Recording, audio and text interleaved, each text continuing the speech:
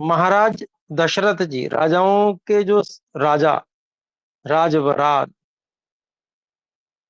हीनाम अयोध्याम, अर्थात जो इस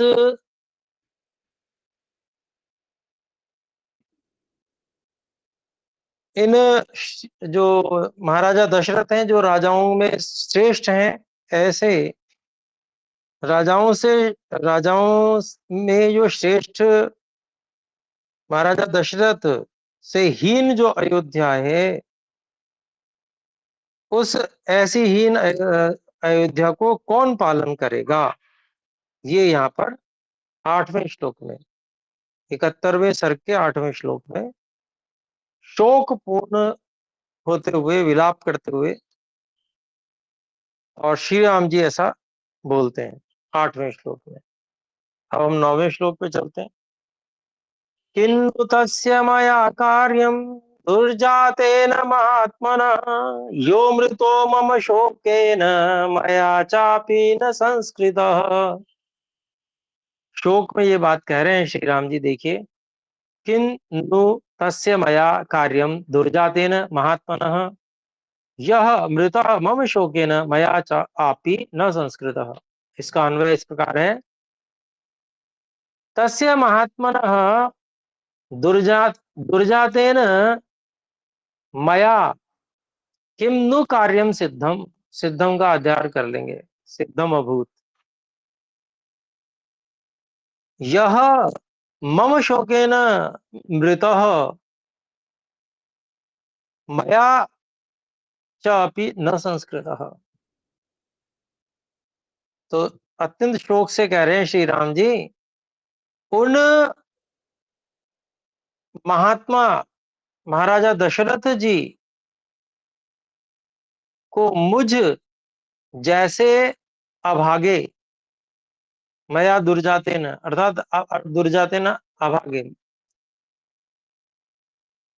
अभागे मुझसे उनका क्या कार्य सिद्ध हुआ,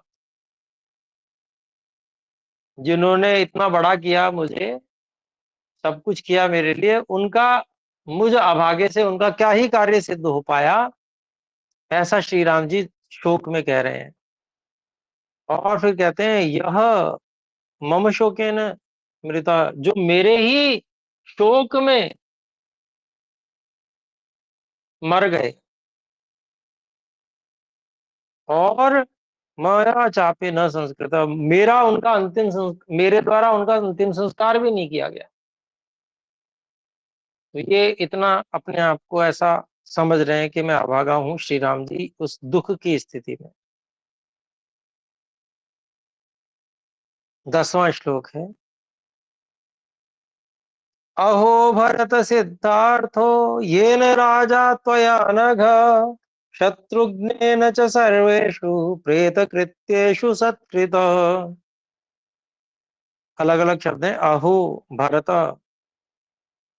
सिद्धार्थः येन राजा त्वया अनघ, शत्रुघ्नेन च सर्वेषु प्रेतकृत्येषु सत्कृतः। अन्वय इस प्रकार करते हैं, अहो अनघ भरत सिद्धार्थ येन त्वया शत्रुघ्नेन च सर्वेषु प्रेतकृत्येषु राजा सत्कृतः। कहते हैं, अह हे भरत, हे पाप रहित अनघ, पाप रहित भरत,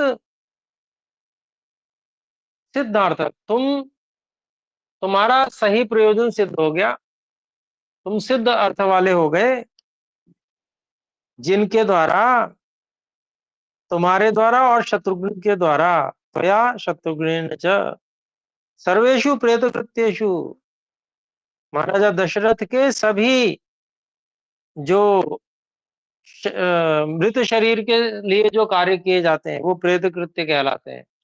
उन सभी कार्यों में महाराजा, राजा सत्कृता, महाराजा का आपने अच्छे से सत्कार किया, अर्थात उनका सब कार्य तुमने किया, तो तुम्हारा तो बहुत अच्छा प्रयोजन सिद्ध हो गया कि तुम वहां पर उपलब्ध थे और तुमने वो सब कर लिया। परंतु मेरे जिसके लिए जिसके शोक में वो मृत्यु को प्राप्त हुए, वो उनके अंतिम संस्कार को भी नहीं कर पाए। तो ऐसा उनको बहुत शोक हुआ। 11वां श्लोक है, एवं उक्त्वा स भरतम भार्यामभ्येत्य राघव उवाच शोक संतप्त पूर्णचंद्रानिभानन।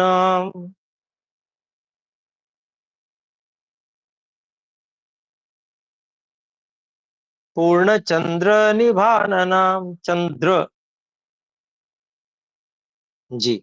तो इसमें हम देखते हैं अलग अलग शब्द। एवं उक्त्वा स भरतम भार्याम अभिएत्य राघव उवाच शोक संतप्त पूर्णचंद्रा निभानना, क्षमा करें, पूर्णचंद्र निभानना।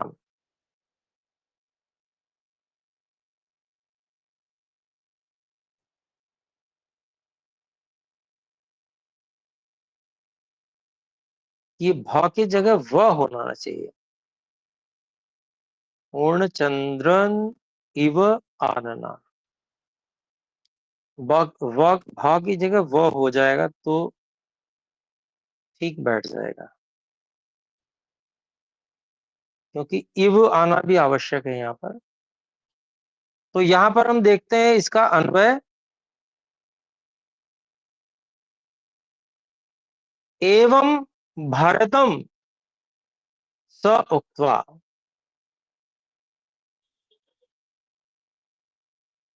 एवं भरतम उक्त्वा स राघवः शोक संतप्तः भार्याम अभिएत्य पूर्णचंद्र पूर्णचंद्रन इव आननाम उवाच।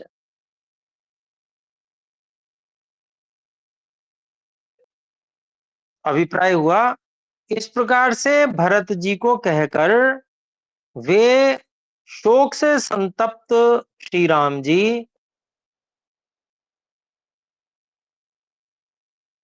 पत्नी पत्नी जी के निकट पहुंचकर, अभी एत्य उनके निकट पहुंचकर, और पूर्ण चंद्र के समान चेहरे वाली सीता जी को उवाच कहने लगे।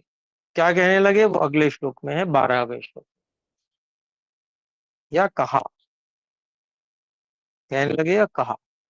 तो 12वां श्लोक है, सीते मृतस्ते श्वसुरः पित्राहीनोऽसि लक्ष्मण भरतो दुःखमाचष्टे स्वर्गतं पृथिवीपतिम्।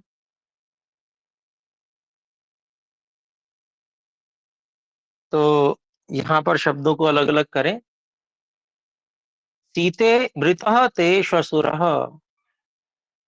पित्राहीनः असि लक्ष्मण भरतः दुःखम आचष्टे स्वर्गतम पृथ्वीपतिम्। सूचना दे रहे हैं सीता जी को और फिर लक्ष्मण जी को भी। इसका अन्वय हम इस प्रकार करेंगे, हे सीते ते श्वशुरः मृतः, हे लक्ष्मण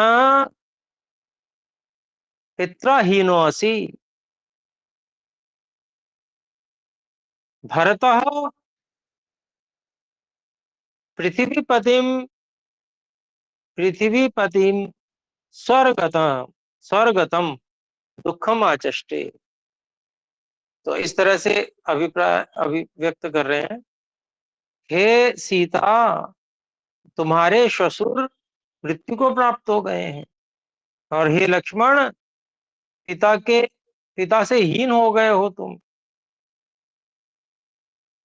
भरत ने पृथ्वीपति अर्थात महाराजा दशरथ स्वर्गतम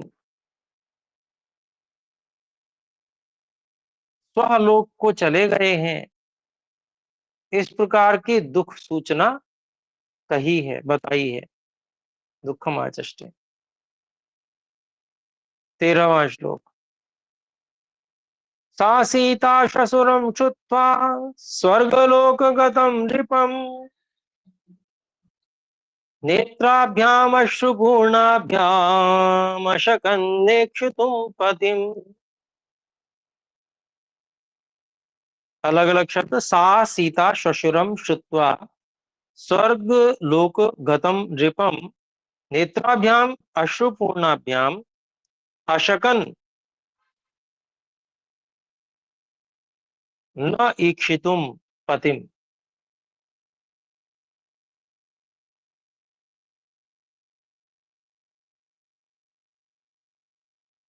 और इसका अन्वय इस प्रकार से करते हैं।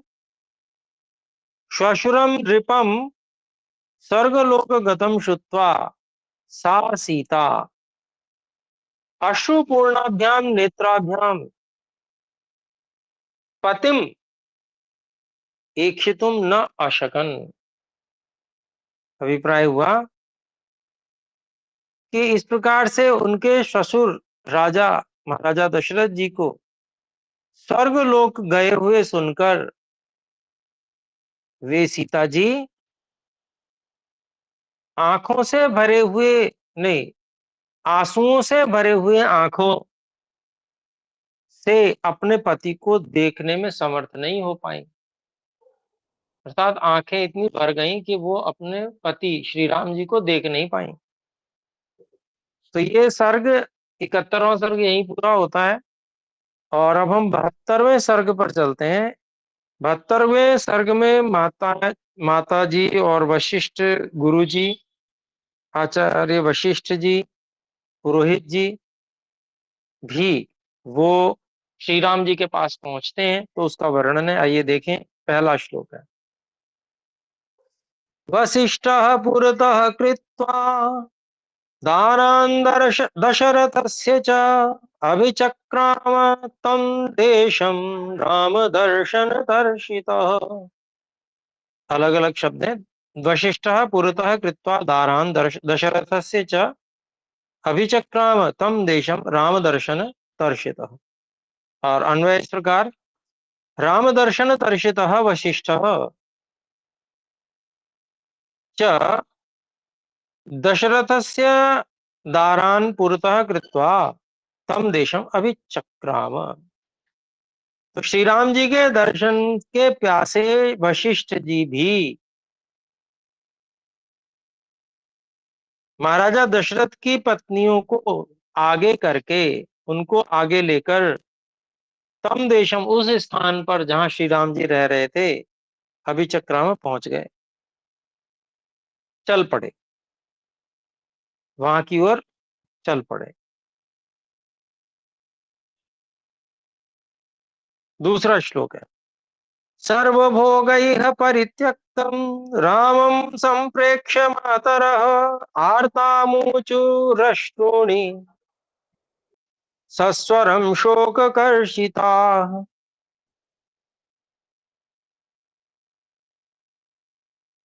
अलग अलग शब्द। सर्वभोगैः परित्यक्तं रामं संप्रेक्ष्य मातरः आर्ता मुमुचुः अश्रूणि सस्वरम शोककर्षिताः। अन्वय इस प्रकार से करते हैं। सर्वभोगैः परित्यक्तं रामं संप्रेक्ष्य शोककर्षिताः आर्ताः मातरः सस्वरम अश्रुणि मुमुचुः। अभिप्राय हुआ, सभी जो राज ऐश्वर्य हैं उनको छोड़े हुए श्री राम जी को देखकर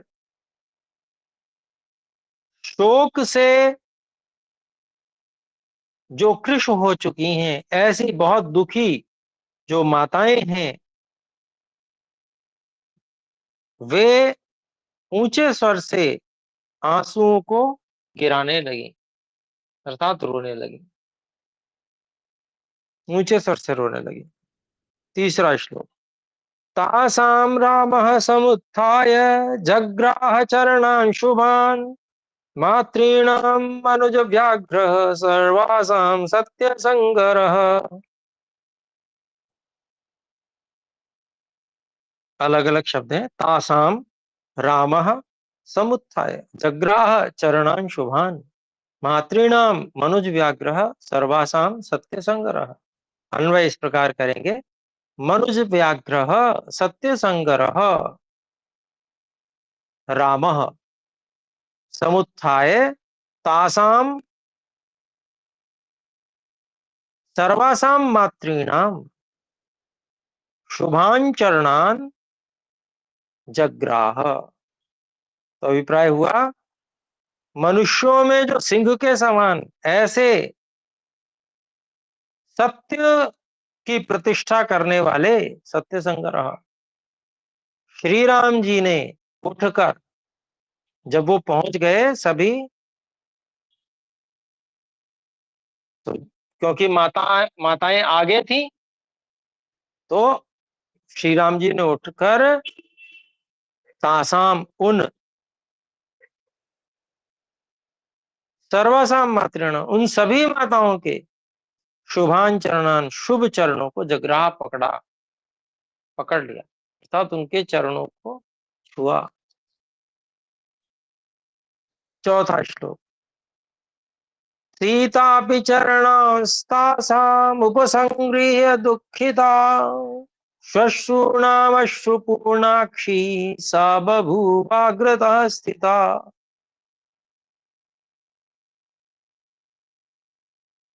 अलग अलग शब्द है। सीता अपि चरणान तासाम उपसंगृह्य दुःखिता स्वश्रूणाम श्वश्रूणाम अश्रुपूर्णाक्षी सा बभूव अग्रतः स्थिता। और अन्वय इस प्रकार करेंगे। सा अश्रुपूर्णाक्षी दुखिता सीता अपि तासाम श्वश्रूणाम चरणान उपसंगृह्य अग्रतः स्थिता बभूव।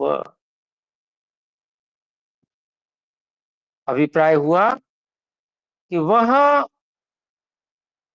आंखों में आंसू को भरे हुए बहुत ही दुखी सीता जी भी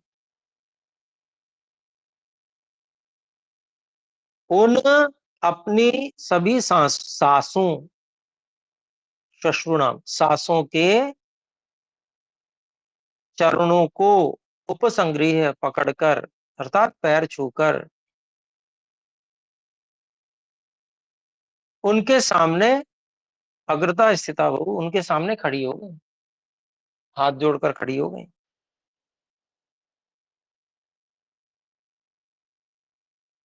तो जैसे देखिए कैसे वाल्मीकि जी का वर्णन कितना जबरदस्त है, एक एक मतलब घटना को वो कितने सुंदर ढंग से प्रस्तुत कर रहे हैं, और जैसे हमको ऐसा लग रहा है जैसे हमारे सामने चलचित्र चल रहा हो। पांचवा श्लोक है। ताम परिषद ताम परिष्वज्य दुःखार्ता माता दुहितरम यथा वनवास कृशान दीनाम कौसल्या वाक्यमब्रवीत्।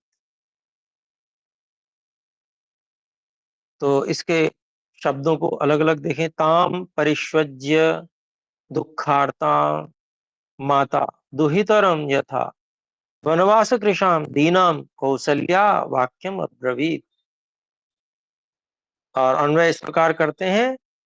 ताम वनवास कृशाम दीनाम दुहितरम यथा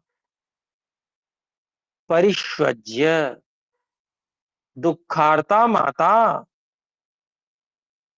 कौशल्या वाक्यम अब्रवीत। तो देखिए अभिप्राय क्या हुआ। उस वनवास से दुबली हो गई, दीन स्थिति में जो है ऐसी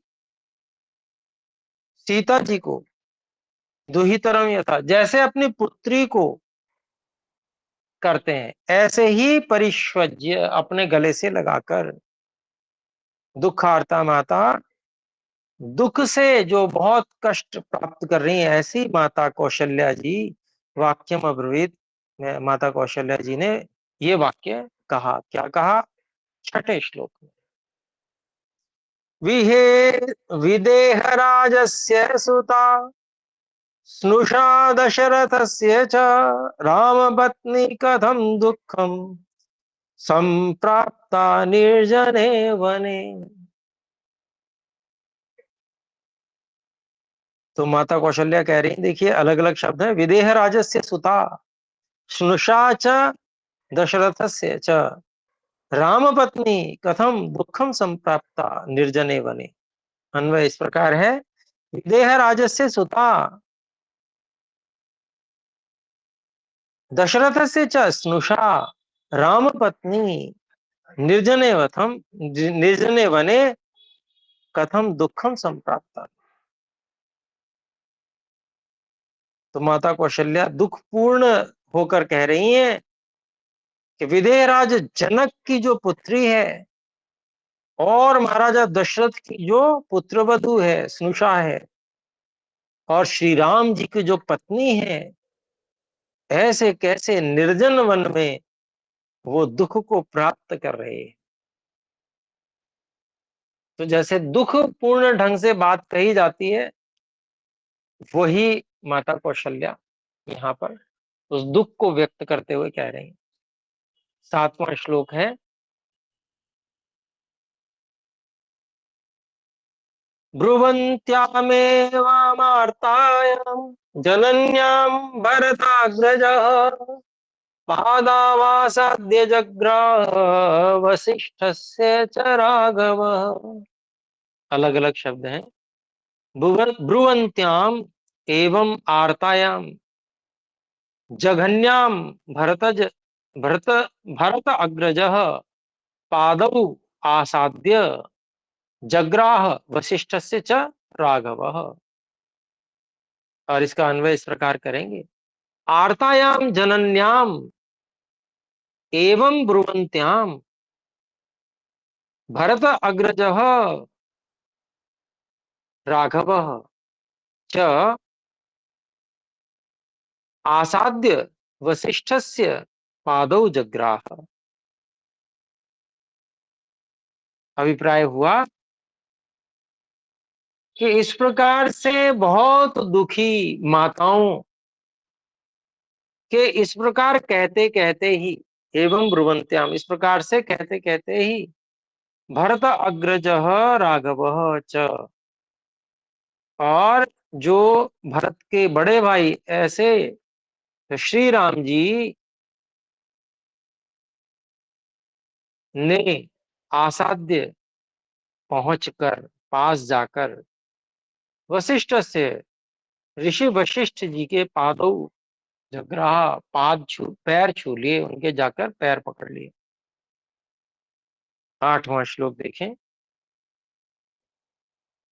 पुरोहितस्याग्निशमस्य वै, क्षमा करें ये छंद थोड़ा सा भिन्न है, पुरोहितस्याग्निशमस्य वै तदा बृहस्पतिरिन्द्रैवामराधिपः प्रगृह्य पादौ सुसमृद्ध तेजस सह एव तेनोपविवेश राघवः। अलग अलग शब्द हैं, पुरोहितस्य अग्निशमस्य वै तदा बृहस्पतेः इंद्र इव अमराधिपः प्रगृह्य पादौ सुसमृद्ध तेजसः सह एव तेन उपविवेश राघव। अन्वय इस प्रकार है, राघवः तदा वै अमराधिप इंद्र बृहस्पते इव सुसमृद्ध तेजसः अग्निशमस्य पुरोहितस्य पादौ प्रगृह्य तेन सह एव उपविवेश। अभिप्राय हुआ, श्री राम जी ने तब निश्चय से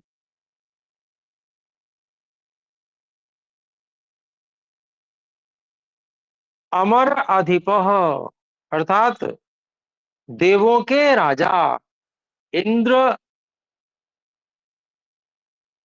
बृहस्पति, इंद्र जैसे बृहस्पति जी के पैर छूते हैं, उसके समान ही।